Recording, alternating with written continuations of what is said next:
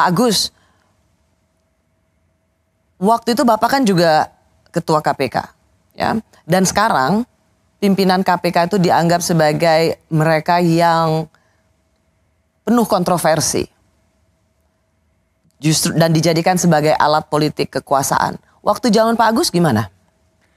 Waktu zaman saya yang mencoba mau dijadikan alat kekuasaan, tapi karena waktu itu masih independen, masih tidak di bawah presiden, kita masih bisa menyangkal atau bisa tidak mengikuti apa yang diinginkan oleh presiden. Oh, jadi waktu itu Pak Agus sendiri bisa merasakan KPK itu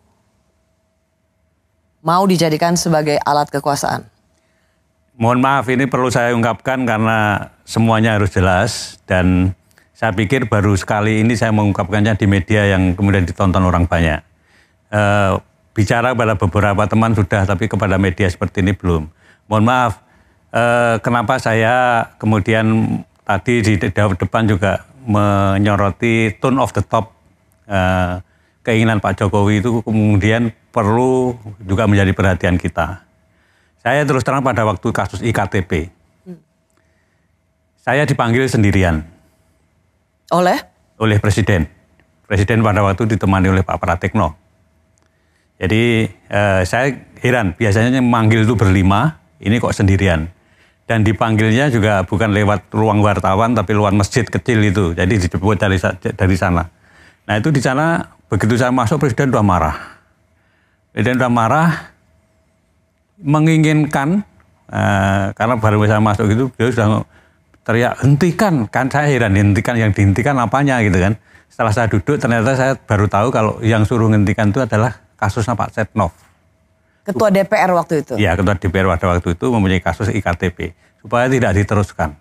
Nah, sprindik itu kan sudah saya keluarin 3 minggu yang lalu.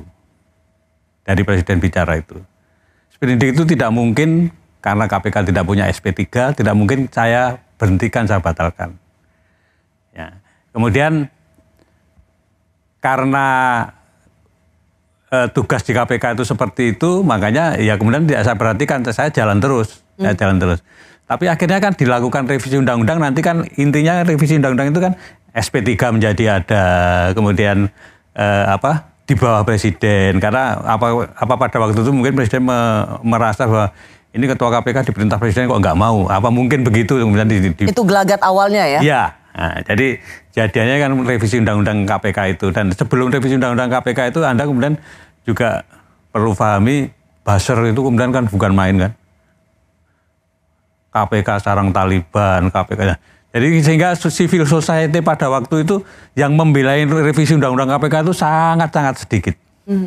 Teman-teman saya seperti Pak Imam Prasojo itu nggak datang tuh kalau waktu itu, karena tidak sebanyak waktu membela cicak buaya. Tidak pada waktu cicak buaya, karena merasa ini KPK sudah seperti Taliban, seolah-olah omongannya buzzer itu betul gitu. Jadi revisi undang-undang KPK kemudian terjadi.